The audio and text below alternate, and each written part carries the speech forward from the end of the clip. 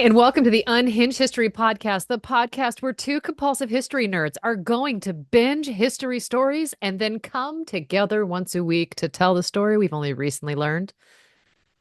I'm nerd number one. I'm Theresa. I'm nerd number two. I'm Angie. Yeah, and Hi. these are things. These are things. How you doing? I'm upright and breathing, and I have a whopper of a story for you today. You aren't ready for it. Oh, really? Yeah, I'm pretty sure. Have you ever heard of the So Hatpin you're just Panic? going in. I'm just You're just diving going right in. in head first. Brace Okay, go. yourself. I'm sorry. Seatbelts Ask your on. question again. My Have, seatbelt is not on. have you ever heard of the Hatpin Panic? Yes. What do you know about it? I know that there was a time when the men of the US, probably the world as a whole, but had fear of ladies' hat pins because we have figured out how to utilize them as weapons. Hmm. And that's the extent of my knowledge. Rock on. Okay, so I'm here for you. My sources are the Smithsonian Magazine, The Hatpin Peril Terrorized Men Who Couldn't Handle the 20th Century Women by Abbott Collar, Blurred Bylines, That headline is gold. isn't it? Hatpin Panic, How Hatpins Upended Gender Politics in the 20th Century by Sharon Rose. Those are the two main ones. Okay. Are you ready? Let's go. So two men in Chicago, 1898. 1982. Reading numbers out loud, my brain just says, have fun. You know what? When I was writing my notes, the exact same thing was happening to me, and I kept thinking of you every single time. Like, I am literally in the wrong year. Yeah. Literally in the wrong year. Sort it out, Angie. Sort it out. Yeah. Take your socks off and count your toes. Come So, on. Chicago, 1898. Okay. Two men are attempting to rob a streetcar. One woman is watching this whole crime unfold, and she is not going to stand for it. Her name is Sadie Williams. She's one of five passengers in the streetcar. And when the men start to attack the conductor, the streetcar's three male passengers remain seated and do not help. Of course. Now, it becomes clear that the conductor is going to lose, and Williams jumps into action. So she pulls out her hat pin and stabs the robber closest to her. He yells in pain and turns and starts to attack her instead. This is a logical course of events. So she stabs him again, and the man runs out of the streetcar. She then sank the hat pin into the face of the second robber, stabbing him in the Oh, cheek. He passes out. as you do. So when the fight's over, the conductor asks, or she asks the conductor if he's all right, but then she passes out herself and she comes back to her senses and is escorted home by the authorities.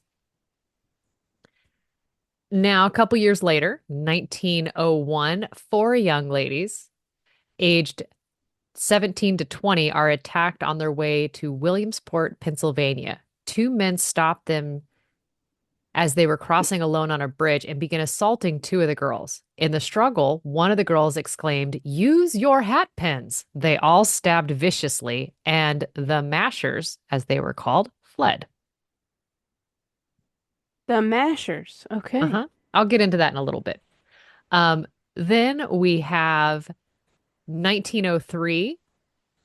A woman named Rosa Wilson was riding a New York City streetcar when a man entered the vehicle, stood directly in front of her, and he started to nudge her several times with his leg, and he wouldn't take his eyes off her. So she is fit to be tied. She I reaches in. haven't heard that phrase in so long. You just made my whole day. I'm here for you. I'm here for you. Thank you She for that. reaches into her large hat and retrieved a 9-inch pin. And when the masher touched her again, she stabbed him in the leg multiple times. Get it, Mama. He shrieked in pain from the sharp weapon and quickly exited the streetcar. As you do. And in an interview that helped further fuel a growing hatpin panic, Wilson said that she intended to treat every masher that she meets the same way and then she goes on saying that she had begun a hatpin war on mashers. This implies she's done this before. Well, I think by stabbing this first one, she Okay. started the war, and she's basically saying no regrets. Good for her. No regrets. That same year, Leotoni Blaker is visiting New York City from Kansas. She's riding a public stagecoach when a male stranger made unwanted advances towards her. And when this masher wrapped his arm around her lower back, Blaker had enough. She pulled out her hat pin and stabbed the man's arm. Yes. Get According it, to what Queen. I know, he screams and gets off at the next stop. Can Apparently, you imagine having to like tell somebody that you need help because you assaulted someone or tried to and no, no, got stabbed with a hat pin? you leave that part out. Yeah, you don't say a word. Yeah, no, You make a you mean completely different story. yeah, it's like, I was riding the public streetcars become a menace because I was riding the streetcar and this crazed lunatic of a woman just stabbed me. Stabbed me. You know Yep. me. I'm so calm, so demure. I would never. In fact, With Leotoni Baker, she ends up describing the man that did that as elegantly dressed and benevolent looking. that is And unfortunate. it is, right? And so that was when, like, that kind of threw her off. And so when all of that happened, she was really put off, right? So Yeah. she said, he was such a nice looking old gentleman. I'm sorry to hurt him, she told the New York World. I'd heard about the Broadway Mashers and the L Mashers, but I didn't know Fifth Avenue had this particular brand of its own. If Hmm. New York women will tolerate mashing, Kansas girls will not. Yes. Tell him. S- So it's around this time, which feels late, that newspapers across the country began reporting similar encounters with mashers. And they use this as slang for lecherous or predatory men. Okay. I mean, it works. Hmm. And they say that it's more delicately defined in Theodore Dresser's Sister Carrie as ones whose dress or manners are calculated to elicit admiration of susceptible young women. Okay. Okay, lecherous or predatory. That seems a bit, they were gilding the lily. A New York City housewife fended off a man who brushed up against her on a crowded Columbus Avenue streetcar and asked if he might, quote, see her home. He said that. He said that to her, and that's when she had enough. I am married, Good sir, I say to you. quit I humping my beg your leg and asking to take me home. I beg your finest pardon. Yeah. So there's another one where a Chicago showgirl is bothered by a masher's insulting questions. She beat him in the face with her umbrella until he staggered away. Love that.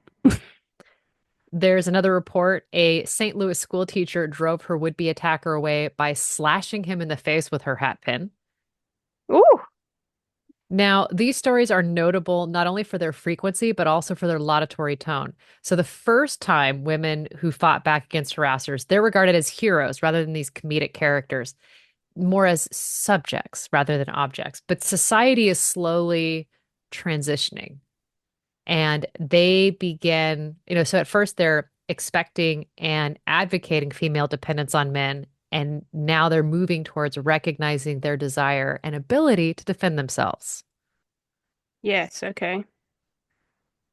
Because you have to understand, we didn't get the vote till 1920 something or 20. 1920, yeah. And And so and this, we're working in the early 19s at this point. We're right, like, like this is 1903 at yeah. best. So women are gaining more and more independence and autonomy outside of the home at the turn of the century. And then there's public debate, and it reaches a fever pitch over hat pins. Of course it does. Because It's, why not? if all of these young men are assaulting women and themselves being attacked, the problem isn't the fact that they're assaulting women. The problem is the hat pin. Well, you know. So this use of Yeah. this hat pin as a weapon is what these women like basically these women all have these big gorgeous hats on and these hat pins to secure them. And so they all leave the house strapped. Right, because why wouldn't you? Now, it's the first time that women are able to pose a physical threat to men through these hat pins. And it's not before long that male lawmakers are going to use their power to attempt to limit women's ability to wield them in public spaces. Shocking. I know, it's ridiculous. And Didn't so see when that coming. I honestly, this has made me just take a deep breath and realize we've been here before. This is not new. Right. So women do what we are going to do. They hold protests, they organize marches, and they share impassioned speeches in an effort to rebuke these imposed limits on their use of hat pins and their ability to keep themselves safe outside the house. Because honestly, if we didn't have to try to keep ourselves safe outside the house, this wouldn't be an issue. Yep. God, that's so frustrating. I honestly, it is, but I hate to say that I'm okay with it because I'm just like, you know what? I identify with the struggle. This one makes sense to me. I mean, I'm mad that like it's even a conversation. Like that there are men in this world that saw the hat pin as the problem and not their behavior. Hmm. Hmm. Yeah. Otherwise, get it, girlfriend. Now, one of the things that I had read that was interesting said that mashers were these predatory men who targeted single young women on public transit or on the street, and that these mashers would harass or make these unwanted advances and assault the young women as they traveled, that they would go through some extremes to get what they wanted. And so part of that was making sure they're dressed in really nice clothes to give the appearance of being well-to-do. And as a result, are a trustworthy man. That must be where the beginning of women looking at like your blue collar mechanics and things like that and realizing that's the bear. Like, Mm, you know? Just saying. yeah, honestly, it's just anytime, like I guess this was the first Ted Bundy kind of esque move Yeah. Yeah. where you Documented anyway, yeah. right, where you have like the nice high-end clothing and you're like, "Oh, well, he's talking about needing to get his boat. He can't possibly be a creep. He's got money." Because everyone knows the creepiness factor falls off at a certain income bracket. Yeah. I mean, these are Duh. things.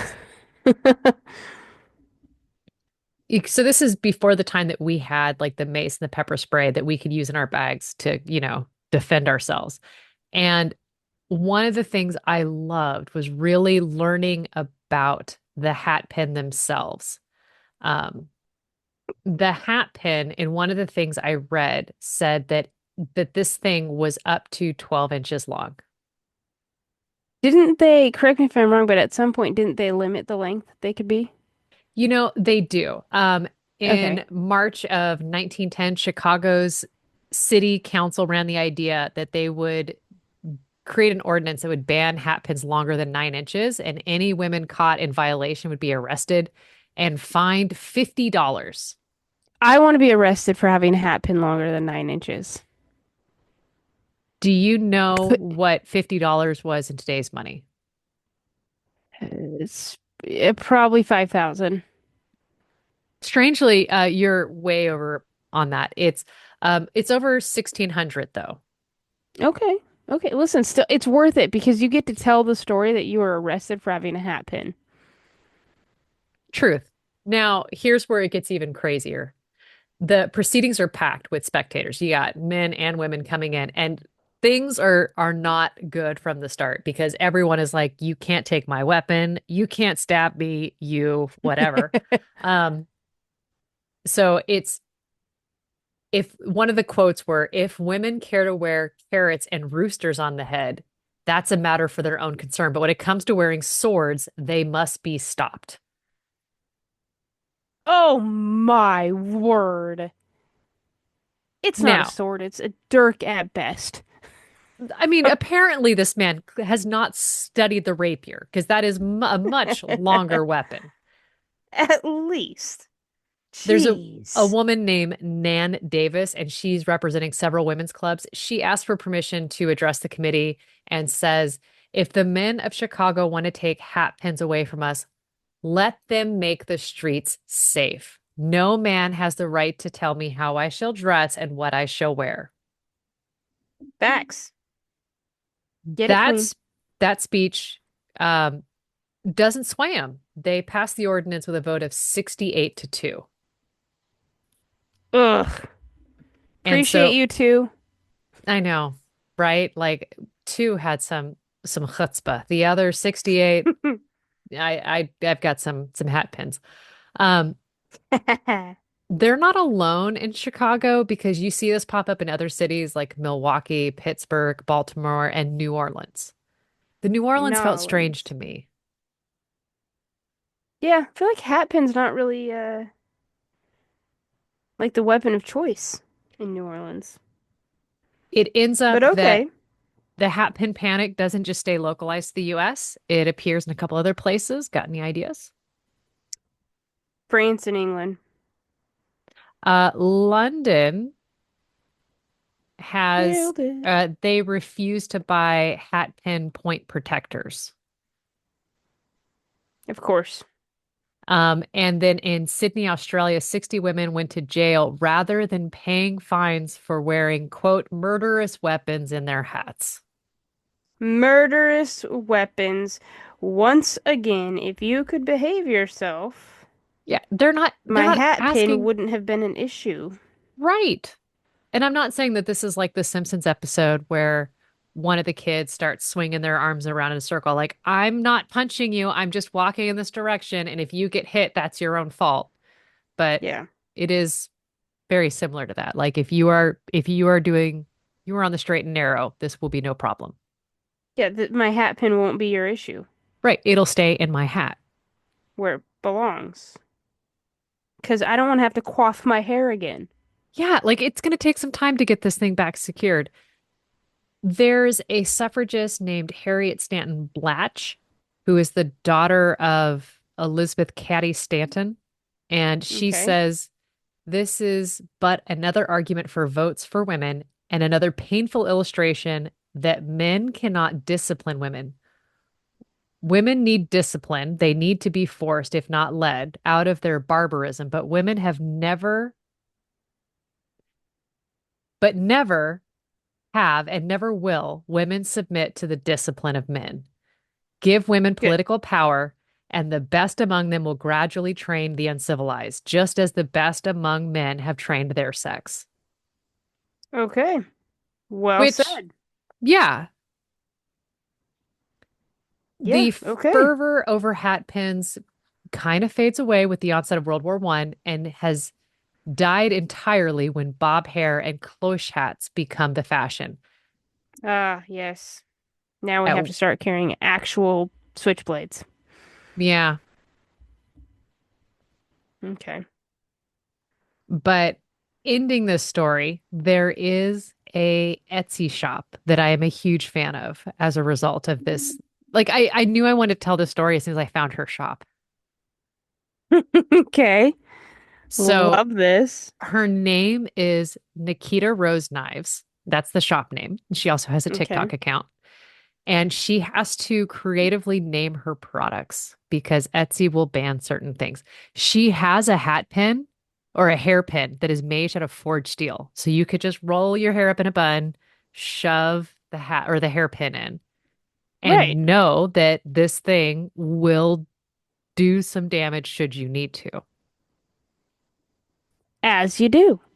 She also has a blade that's hidden in a mascara container that That's she cool. refers to as a scribe tool.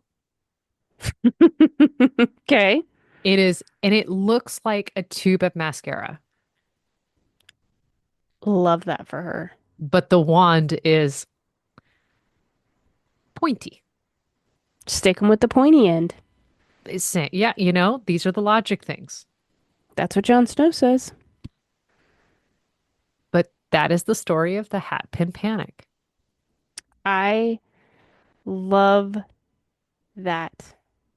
And you could not have given a better story to tie into my story on sheer accident.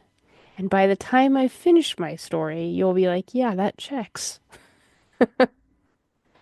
I'm all ears. Okay.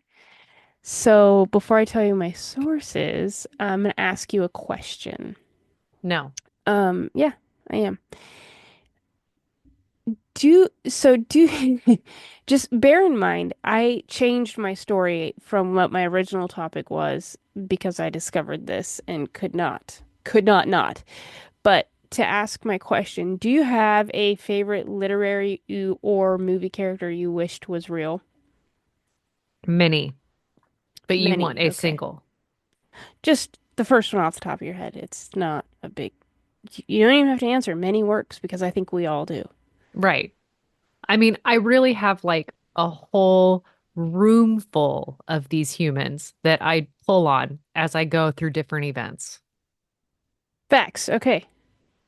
I gauge my life on what Argon would do. So, Like, I remember being in college and looking at like one of my classmates going up to try to get an extension from the head of the English department. And this woman was 6 feet tall, rail thin, and never laughed in a tone that suggested she was enjoying it, but always did it out of like there was some heat behind that laugh. okay. And so when she goes up to ask Billie Jean Weeby for an extension, all I could see was Bilbo standing before Schmog. Okay, yeah. So your brain works the same as mine.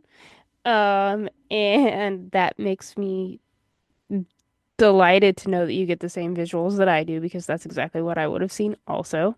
Hmm.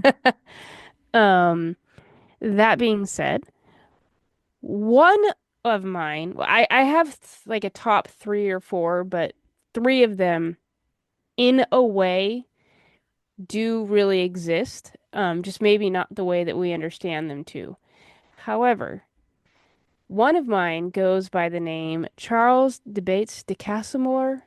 Wait for it, D'Artagnan. Ah, okay, here we go. And honestly, Okay. I should have picked up on this three names before you got to D'Artagnan. You really should have. However, I'm not telling you his story today. But of course. But of course, his story will come one day, when I figure out how to properly frame it. Um, but I will be telling you someone about someone else who was in the same sphere as him. In fact, a couple hundred years later, it's believed that Alexander Dumas himself, when he wrote The Three Musketeers, used this absolute stunner as the foundation of Milady de Winter's. Okay. So, Okay. my sources are a author, blogger, podcaster by the name of Anne Foster, who has actually served as like the historical expert for BBC and things like that. Her article is called Lucy Hay, Countess of Carlisle, Courtier, Muse, Revolutionary, and Spy. Unofficial Royalty by an article by Susan Flancer in 2021 called Lucy Hay, the Countess of Carlisle, favorite of Henrietta Maria of France, Queen of England. And a History Extra article by Josephine Wilkinson from December of 23 called Who Was the Real Milady de Winter?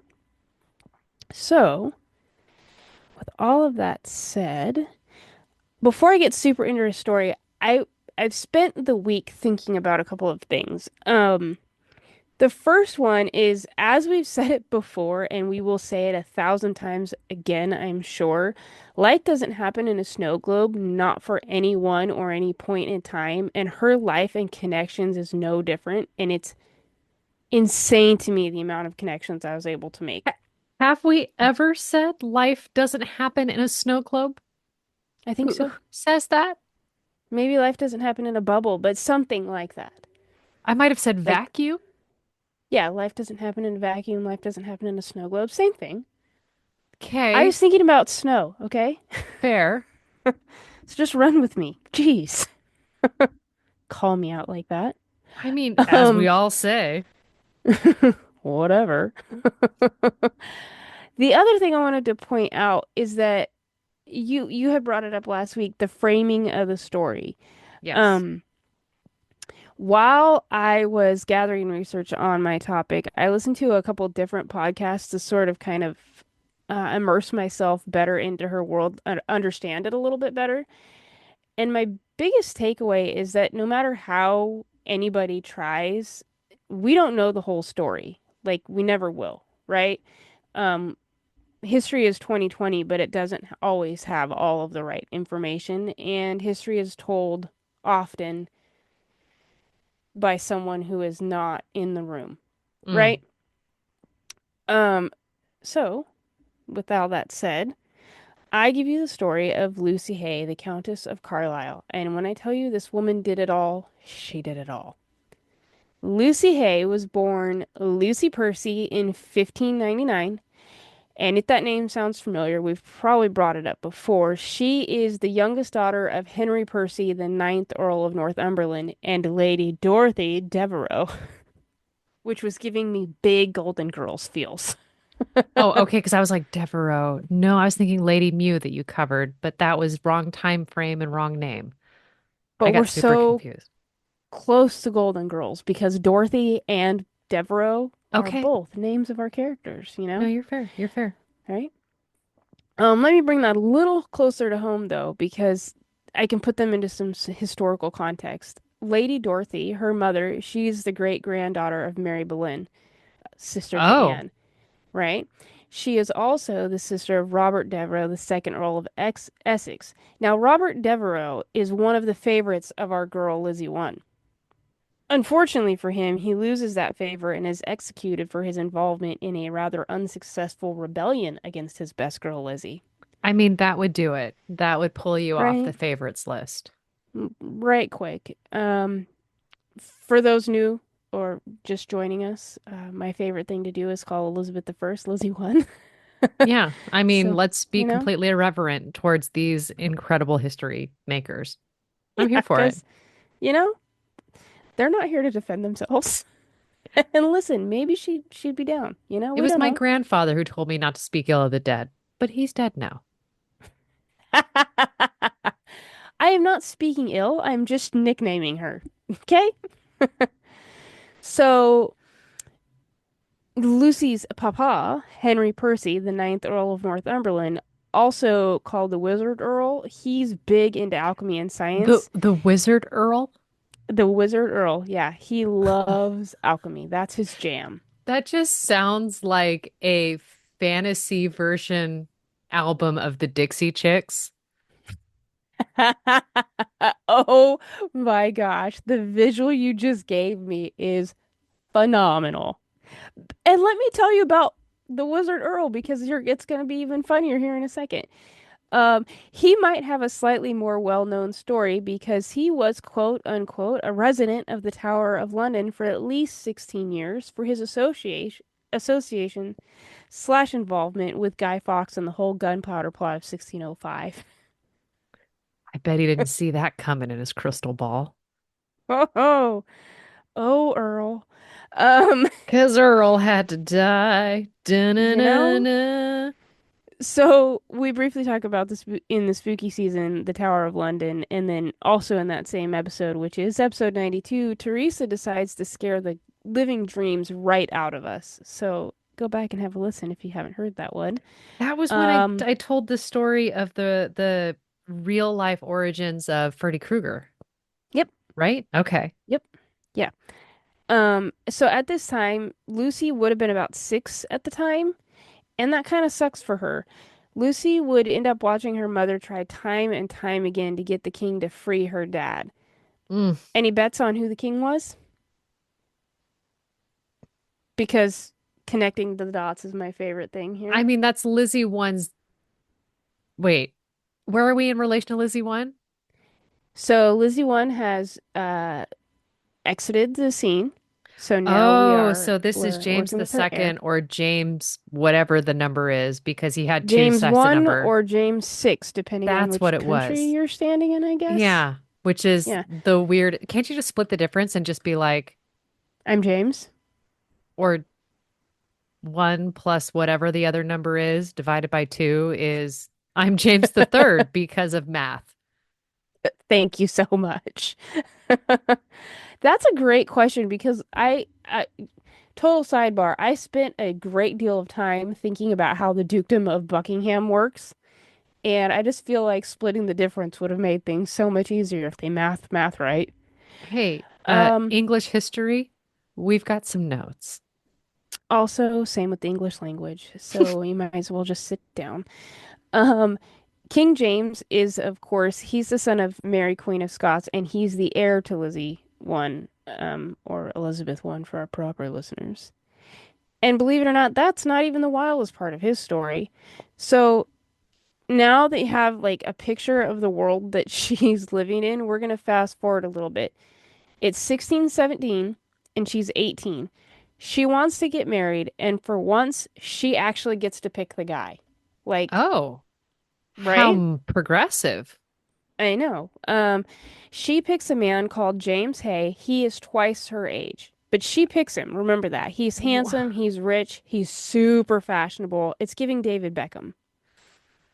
But David Beckham now when you're 16. Yeah. We listen and we Okay. don't judge, Theresa. I mean, that's what I've been told that I shouldn't do, but let me tell you. I had the same thoughts, but I just went back on the fact that she chose him. Um, However, he's got a little bit of a problem. He's Scottish. And dear old That's not a Papa, problem for me. not for me either, but it is a problem for dear old Papa, who is not happy. And it's said that his response was, quote, I cannot endure that my daughter should dance any Scottish jig. Needless to say, he doesn't really have a ton of say because he's still sitting in jail.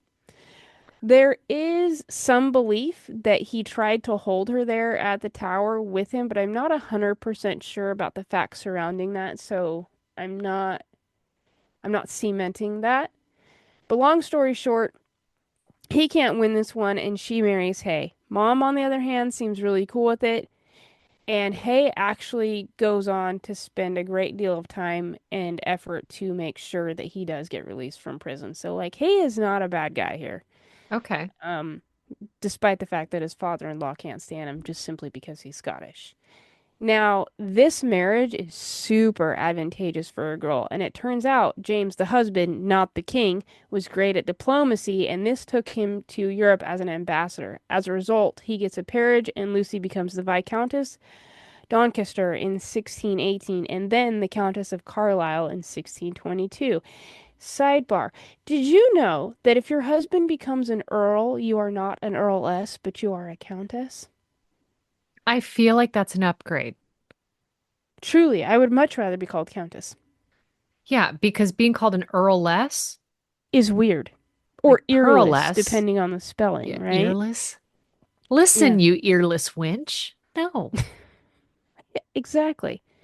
Um, it doesn't hurt that at present, her man, Mr. Hay, is one of the favorites of James the King, not the husband, and he held several positions within his court and his inner circle. So things are going great, right? They're rich, Mm. they're fashionable, they're gorgeous, they are a power couple. And honest to God, when I was hearing about them, my or reading about them, the only thing I could think of is the days of Brad and Angelina when they were Brangelina, Facts.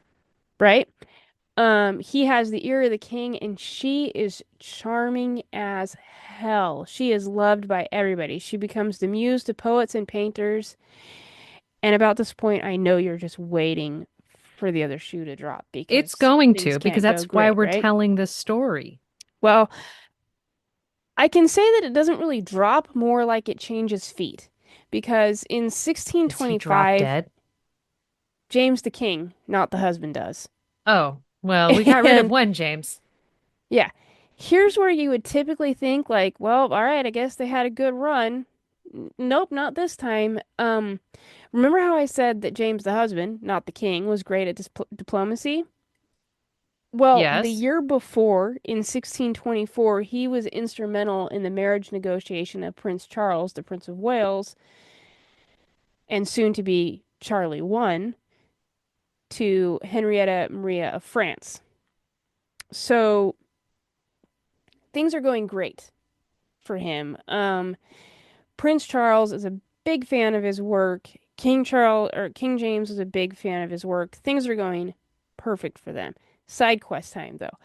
Um, the prince was originally not supposed to marry to France, but rather to the Spanish Infanta Maria Anna. However, due to the lack of diplomacy skills and other problems generally caused by Charles himself and George Villiers, who is the Duke of Buckingham, that never happens. Um, I'm telling you this because George Villiers is the favorite of James and the Duke of Buckingham, and he wants nothing more than to prove himself to James, the king, not the husband, and that he's more than a pretty face. According to history, though, while he does have a pretty face and he is very charming and he is much closer to Lucy in age, he does enter into some sort of relationship with her.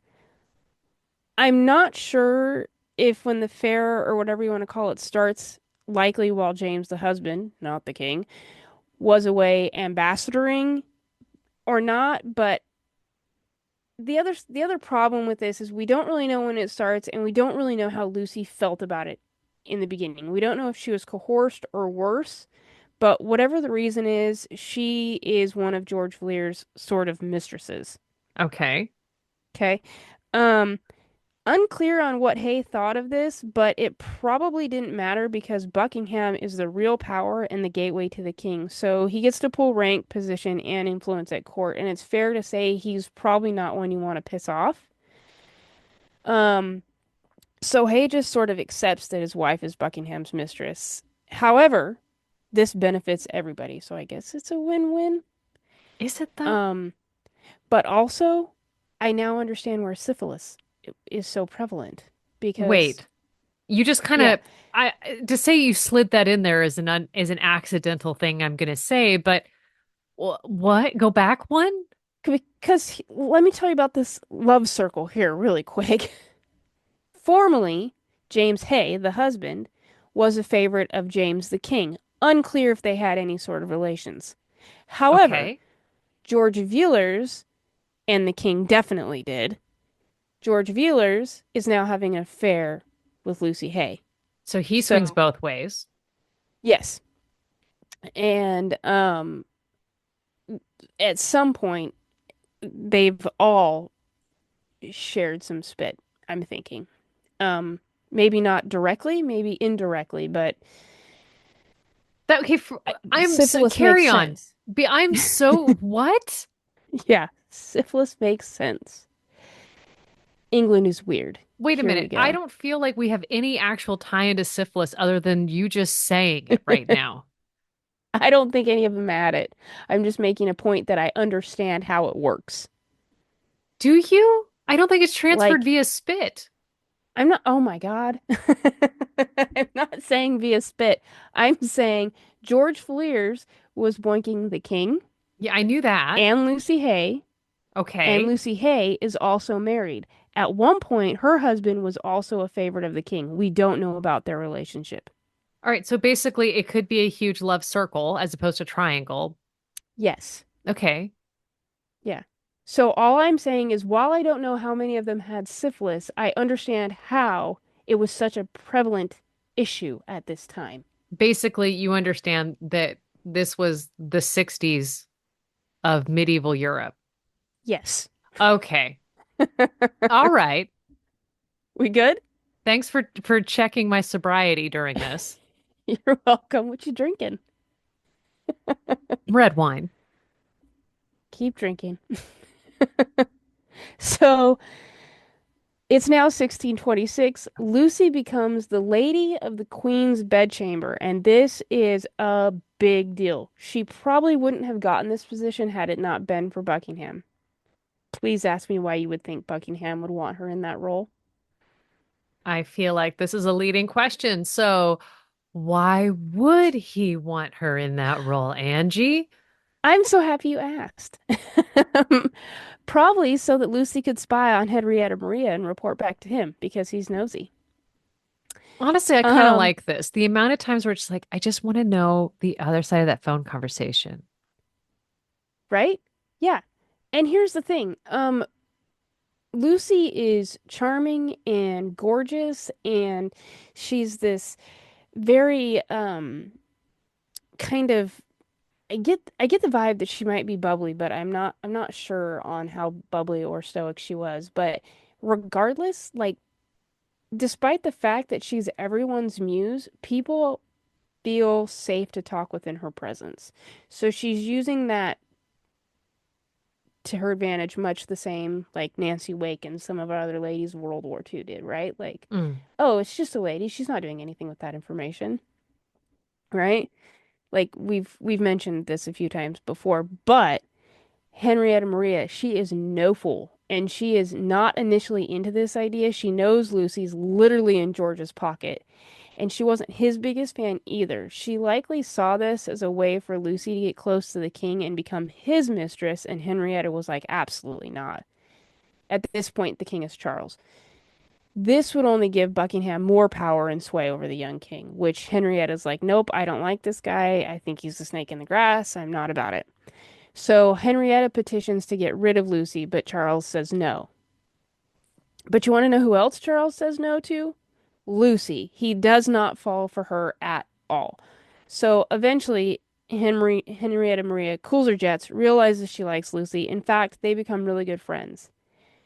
And being the queen's bestie only helps Lucy. But eventually, Henrietta Maria, that's such a hard name for me to say, and I don't know why, ends the friendship for a lot of reasons, probably. One, Lucy's a Protestant, Henrietta Maria is Catholic.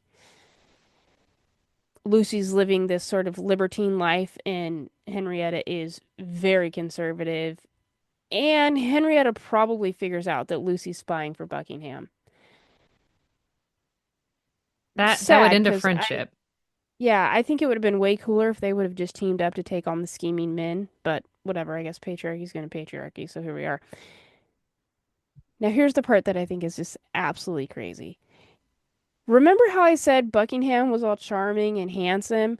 Supposedly, Buckingham has it bad for Anne of Austria. You know, the Queen of France at the time. Oh, good. So, why not, right? So the story goes that Anne decides, Anne of Austria, she's going to give Buckingham some diamonds. It's either earrings or a necklace. I've heard both. But regardless, Lucy, for whatever reason, decides she's going to steal them. But the Why? queen wants them back. Some people speculate jealousy. Okay. Unclear. There's no real definitive answer on that because, and I'll get to this in a little bit, but there's no real proof that this ever happened because most of Lucy's life at this point is not written down because she's dabbling in the espionage, right? Um, But regardless, the queen decides she wants the earrings back, and Lucy has to figure out how to land them back in the queen's possession before the queen notices that Buckingham, quote unquote, lost them. And she does. Anne is fooled and has her diamonds back and is never the wiser. So, the interesting thing here, though, is that historians say Buckingham and Anne likely would have never been alone together, perhaps maybe only a couple of minutes, once on a walk in a garden that was immediately rushed by her attendants. So I'm not real sure on the Queen of France doting on Buckingham, but whatever. They don't seem like they would be good bedfellows, both politically and like personally. Right. Because Buckingham, he's not a fan of Cardinal Richelieu at all. He believes, yeah, because Tim that's a real Curry. guy. Yeah. Right. I mean, he obviously hasn't seen Tim Curry's work. I mean, Cardinal Richelieu's been super negative in his treatments to the Huguenots, and Buckingham, as a Protestant, is not a fan of this treatment. So I can't see this actually being a real thing that happened. Whether it's true or just blown up over time is questionable at best, but it's kind of fun to see the connection to our stories that we grew up loving, right? Like in the Three Musketeers, Milady de Winters is a thief, and she does steal a necklace, and she does get it returned before the queen realizes it's gone.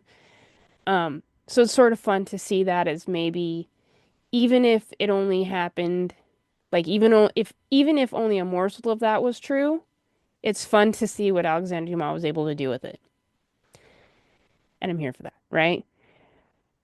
So a few short years later, Buckingham dies at 1628. This is freeing up some of our girls' time. And then a little while after that, James the husband dies in 1636. Let me get my decade straight, my century straight. Am I rubbing off on you? Maybe. Coincidentally, Charlie 2 from the Neil Gawain episode is about 6 at this point. The amount of connections my brain was making was just wild. So now Lucy's this gorgeous, trend-setting widow who likely has a good amount of wealth. Some sources say that she probably had quite a bit of debt at this time, but I find that hard to believe just given her circumstances. I don't really think debt was her problem. She doesn't remarry. So Buckingham's dead, James Hay is dead. She does take on lovers. One of her lovers is Thomas Wentworth, who serves in Parliament. At this point, we are getting uncomfortably close to civil war. And either you are pro-Parliament or you're pro-royal. Thomas Mm. starts out on the side of Parliament, but then he switches, and that was not super popular, so he gets arrested and sentenced to death. Lucy, remembering the situation with her dad, sort of just quietly exits stage left. And Smart then, girl. right? And then she aligns herself with a new boyfriend who is a pro-Parliament man called John Pym. This is where Lucy gets to use all of those years of quote courtly love and intrigue as a secret double agent courtier. She's telling Pym and all his friends all the king's secrets. At one point, she's able to tell him that the king is on his way to arrest them. Her warning saves them and allows them to escape. Pym returns like a week later and he is so pumped and he's even more powerful than when he left because he's got this girl on his side and he's ready to go. So the English Civil War between the parliamentarians and the royals breaks out. It's 1642. So it's pretty clear by this point Lucy's not an idiot. And she has found herself smack dab in the middle of all of this. Now, originally, she was, of course, a parliamentarian, but as the winds were starting to shift, so did she. She saw that the parliamentarians were being sort of torn apart from the inside out by super Puritan factions of the group, and she wants nothing to do with that. So she switches sides. She wasn't the only one, a ton of people did. Yeah, that seems Lucy like a would smart move. spend right? Lucy would spend the rest of the war raising funds for the royal. She is said to have sold some pretty expensive jewelry like pearl necklace and acted as a messenger for the exiled Queen Henrietta Maria, who we had mentioned earlier, who was her best friend, not best friend, which I think is like, they must have had some sort of gotten over it or something. However, though, the parliamentarians would take the cake at this point and capture and execute King Charles I in 1641. Not long after, they'd catch up to Lucy. She's arrested for her work for the royals, and she'd be held in the Tower of London, where her dad and Anne Boleyn were held. From prison, she would write letters via her brother in code to Prince Charles. She was held and even tortured for 18 months, never releasing any information. Eventually, she's Wow. released on parole. Lucy remains a firm supporter for the crown and works to restore Charlie II to the throne, which he would eventually get in 1660. She would die only 6 months later. One source says natural cause, the other source says, and I can't say this word, but you say it so well, apoplexy. Apoplexy. Apoplexy? Yes. I knew you were gonna have to help me with that one. Kind of tickled me to read that. Like no one wants to see how someone dies, but the fact that that word is still roaming around makes me so happy. But she does live to see the crown restored, but not the actual crown because the world's biggest buzzkill, Oliver Cromwell, melted it down in 1649 after they executed King Charles I. Yeah, That he is the did. life of Lucy Hay. Do you want to see some paintings of her? Yes. Oh, there we go. Okay, so we have one colored painting, which is her in a orange dress that is saucily off the shoulder, but I love still that word. flowing. Um, and she is demurely like playing in the water of the fountain um, at her side. And she's giving some major side eye to the camera, and she's serving the "don't you wish you could know if I was this wet" kind of look. I'm Um, so glad you said that because I was like, that painting is so suggestive. it is incredibly suggestive.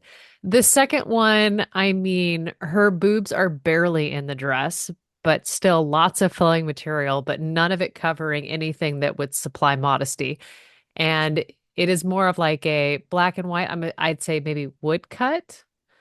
I Um, think it's a woodcut. That's what it reminds me of too. yeah.